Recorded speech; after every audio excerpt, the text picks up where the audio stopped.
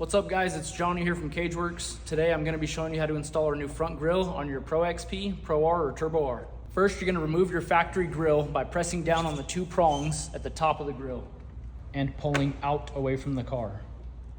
Next, you'll take one of the side brackets with the M6 clip nut already installed, as well as one of the supplied zip ties, and place it just behind the side grille and zip tie it in place. Now you can place the center bracket in place. Now that all three brackets are in place, we can move on to install the grille assembly. Begin by tilting the grille at an angle to put the top of the grille in first, behind the plastic.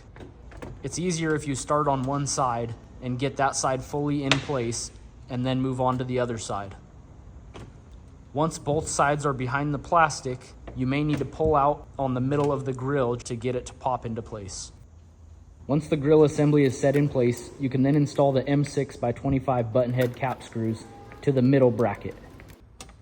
Now you can move on to install the M6x40 button head cap screws to the two outside brackets. Make sure to get all 6 M6 bolts snug before you fully tighten them down.